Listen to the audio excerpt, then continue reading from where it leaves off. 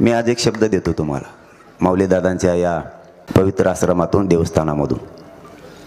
मला माहिती आहे आंदोलनाच्या काळात महाराष्ट्रातल्या सगळ्या महाराज मंडळीला त्रास झालेला आहे. मी ते विसरलेलो नाही आहे. तुम्हाला वाटत असेल याच्या लक्षात आहे का नाही, आपण खूप कीर्तनातून मांडलेत विषय. पुरुषोत्तम महाराजांना नाही झाला, असे बरेचसे महाराज आहेत एक नाव घेण्यापेक्षा, की सगळ्यांना खूप त्रास झाला. हे आंदोलन इतकं मोठं आहे, हे खूप गोरगरिबांचं कल्याण करणार आहे, म्हणून मी तुमच्या बाजूनं नाही बोलू शकलेलो आहे. पण एकदा पूर्ण आरक्षण होऊ द्या, तुम्हाला झालेल्या त्रासाचा हिशोबच पुरा करणार. सुट्टी माझ्यापाशी नसते आणि मी देत बी नसतो. कारण इथून पुढं तुम्हाला काही अडचणी आल्या तरी मुलगा म्हणून सांगा, वारकरी संप्रदायाच्या पाठीमागं दंड थोपटून उभा राहणार, मग तो कोणी बी असू दे.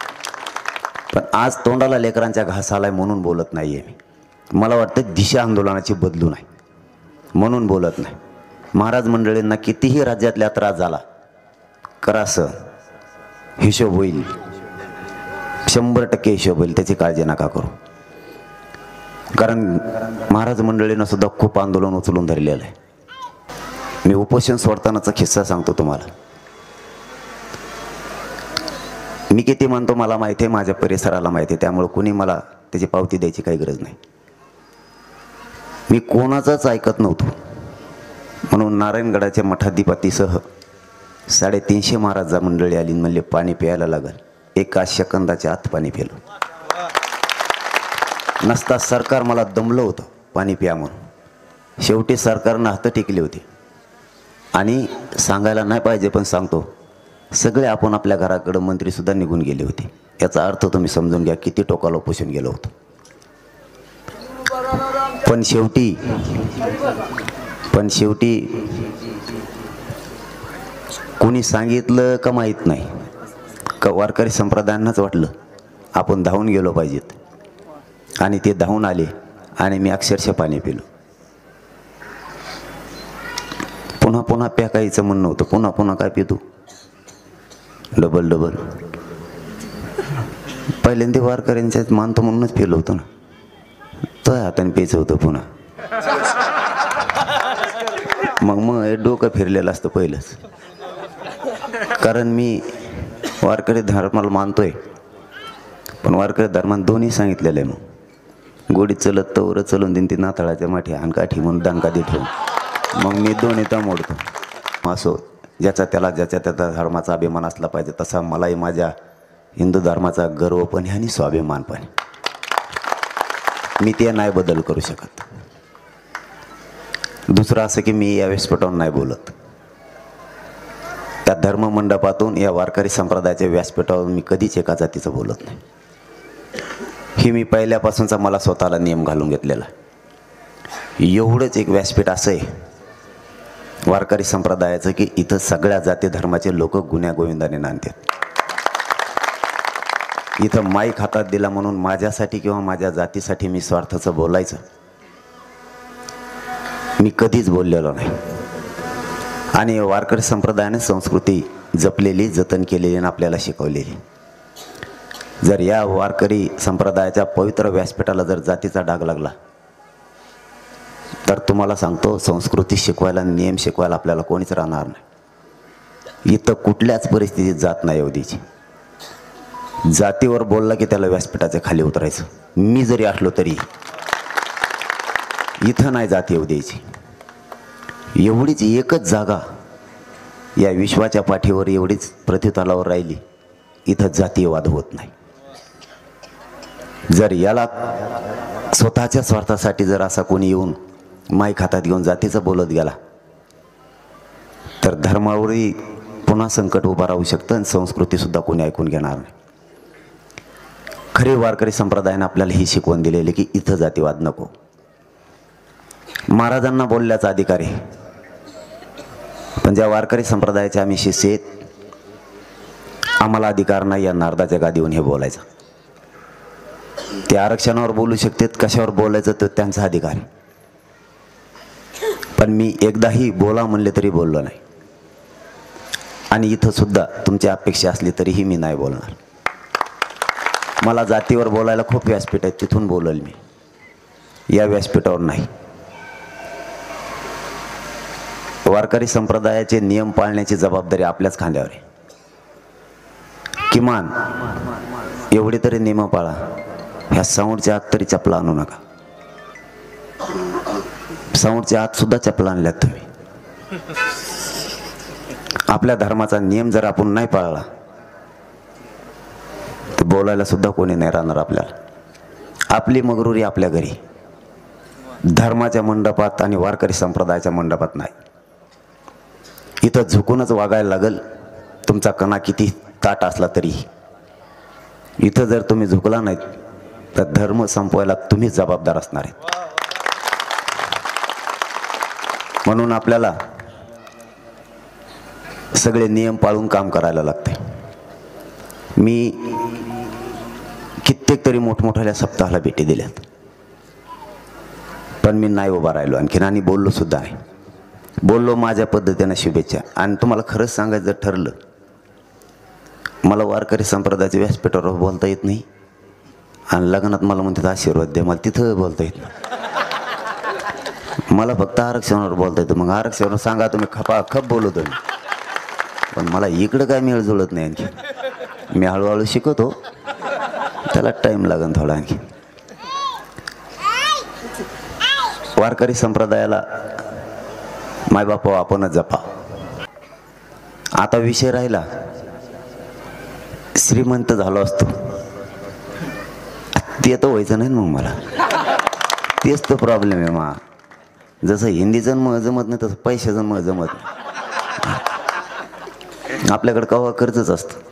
तुम्ही आमच्या परिसरात फोन लावून बघा, कवा मला फोन आले की पैशावाले सोडून फोनच नाही येत. ते एवढंच विचारते कवा देणार आहे म्हणलं आल्यावर.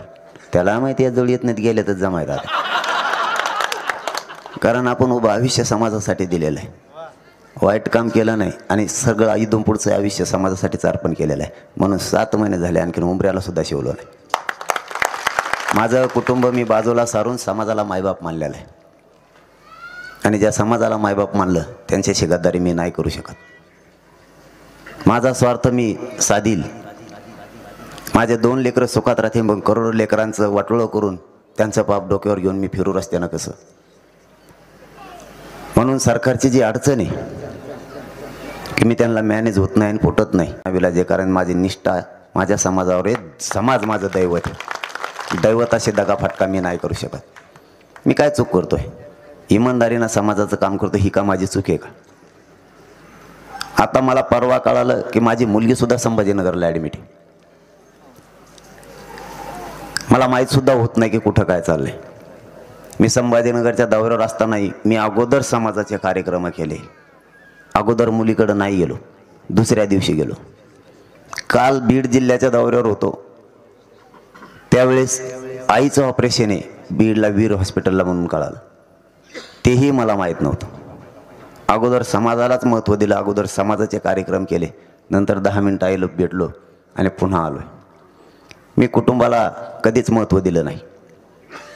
या समाजाला आपण काहीतरी जीवनात येऊन दिलं पाहिजे, कारण मी खाऊन जगण्यासाठी नाही आलेलो. खाऊन जगण्यासाठी तर प्रत्येकजण कोणीही खाऊन जगू शकतो, पण ज्या समाजात आपण जन्माला आलो त्याचं काहीतरी आपण देणं लागतो आणि आपण ते दिलं पाहिजे. म्हणून रात्रंदिवस जीव तळा हातावर घेऊन मी संघर्ष करतो आणि याही पुढं करत राहणार आहे. इथून मी कधीच पुन्हा त्याच विषयावर येतो की आरक्षणाकडे किंवा जातीकडे मी येणारच नाही. मी मात्र एक गोष्ट आहे, महाराज म्हणले आत्ता ते गाव खेड्यात आत्ताही ओबीसी बांधव आणि मराठा बांधव एकत्र आहेत. आत्ता आहे. आणि मलाही 7 महिन्यात तुम्ही एकदाही दाखवून द्या की मी ओबीसी बांधवांना खालच्या गाव खेड्यातल्यांना बोललोय म्हणून. वरच्याला नाही सोडलं, सोडणार बी नाही. ते सोड म्हणले तरी नाही सोडणार, कारण ते कोणाचेच नाहीत, आपले नाही त्यांचे नाही. पण गाव खेड्यातल्या मात्र आपण एकमेकाचे रोज सुखादुःखात आहेत.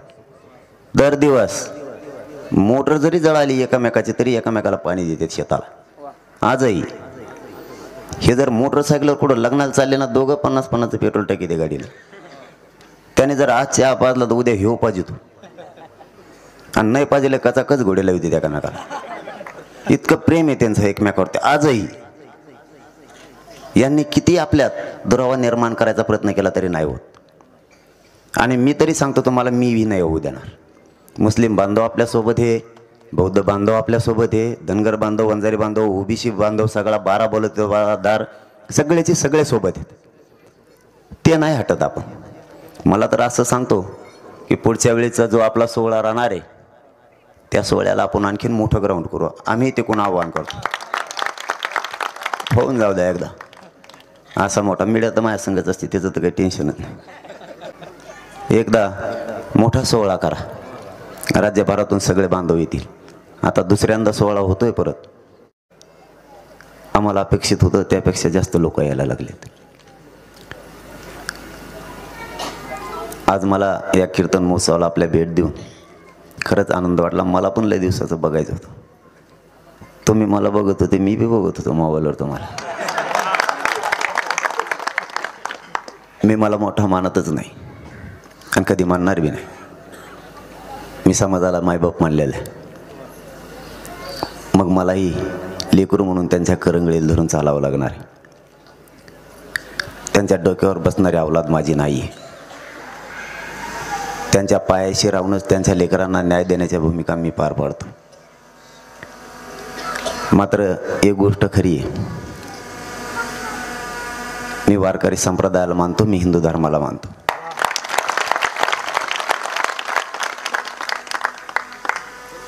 कारण प्रत्येक जाती धर्मातल्या त्याच्या धर्माचा अभिमान त्याला असला पाहिजे.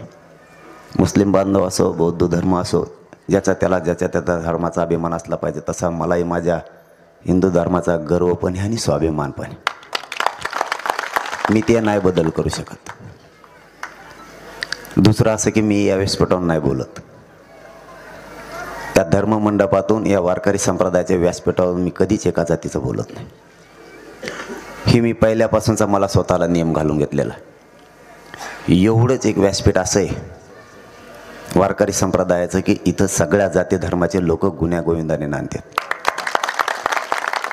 इथं माईक हातात दिला म्हणून माझ्यासाठी किंवा माझ्या जातीसाठी मी स्वार्थाचं बोलायचं मी कधीच बोललेलो नाही. आणि वारकरी संप्रदायाने संस्कृती जपलेली, जतन केलेली आणि आपल्याला शिकवलेली. जर या वारकरी संप्रदायाच्या पवित्र व्यासपीठाला जर जातीचा डाग लागला तर तुम्हाला सांगतो, संस्कृती शिकवायला, नियम शिकवायला आपल्याला कोणीच राहणार नाही. इथं कुठल्याच परिस्थितीत जात नाही येऊ द्यायची. जातीवर बोलला की त्याला व्यासपीठाच्या खाली उतरायचं. मी जरी असलो तरी इथं नाही जाती येऊ द्यायची. एवढीच एकच जागा या विश्वाच्या पाठीवर, एवढीच पृथ्वीतलावर राहिली, इथं जातीयवाद होत नाही. जर याला स्वतःच्या स्वार्थासाठी जर असा कोणी येऊन माईक हातात घेऊन जातीचं बोलत गेला तर धर्मावरही पुन्हा संकट उभा राहू शकतं आणि संस्कृतीसुद्धा कोणी ऐकून घेणार नाही. खरे वारकरी संप्रदायाने आपल्याला ही शिकवण दिलेली की इथं जातीवाद नको. महाराजांना बोलण्याचा अधिकार आहे, पण ज्या वारकरी संप्रदायाचे आम्ही शिष्य आहेत, आम्हाला अधिकार नाही या नारदाच्या गादीवरून हे बोलायचं. ते आरक्षणावर बोलू शकतात, कशावर बोलायचं तर त्यांचा अधिकार आहे. पण मी एकदाही बोला म्हणले तरी बोललो नाही. आणि इथं सुद्धा तुमची अपेक्षा असली तरीही मी नाही बोलणार. मला जातीवर बोलायला खूप व्यासपीठ आहेत, तिथून बोलेल मी, या व्यासपीठावर नाही. वारकरी संप्रदायाचे नियम पाळण्याची जबाबदारी आपल्याच खांद्यावर आहे. किमान एवढी तरी नियम पाळा, ह्या साऊंडच्या आत तरी चपला आणू नका. साऊंडच्या आत सुद्धा चपला आणल्यात तुम्ही. आपल्या धर्माचा नियम जर आपण नाही पाळला तर बोलायला सुद्धा कोणी नाही राहणार आपल्याला. आपली मगरुरी आपल्या घरी, धर्माच्या मंडपात आणि वारकरी संप्रदायाच्या मंडपात नाही. इथं झुकूनच वागायला लागल, तुमचा कणा किती ताट असला तरी. इथं जर तुम्ही झुकला नाहीत तर धर्म संपवायला तुम्हीच जबाबदार असणार आहेत. म्हणून आपल्याला सगळे नियम पाळून काम करायला लागते. मी कित्येक तरी मोठमोठ्या सप्ताहाला भेटी दिल्यात, पण मी नाही उभा राहिलो आणखीन आणि बोललो सुद्धा नाही. बोललो माझ्या पद्धतीनं शुभेच्छा. आणि तुम्हाला खरंच सांगायचं ठरलं, मला वारकरी संप्रदायाच्या व्यासपीठावर बोलता येत नाही आणि लग्नात मला म्हणतात आशीर्वाद द्या, मला तिथं बोलता येत नाही. मला फक्त आरक्षणावर बोलता येतं. मग आरक्षणावर सांगा तुम्ही खपाखप बोलवतो मी, पण मला इकडं काय मेळ जुळत नाही. आणखी मी हळूहळू शिकवतो, त्याला टाईम लागेल थोडा. आणखी वारकरी संप्रदायाला मायबापा आपणच जपा. मी उपोषण सोडतानाचा किस्सा सांगतो तुम्हाला. मी किती म्हणतो मला माहिती आहे, माझ्या परिसराला माहिती आहे, त्यामुळे कुणी मला त्याची पावती द्यायची काही गरज नाही.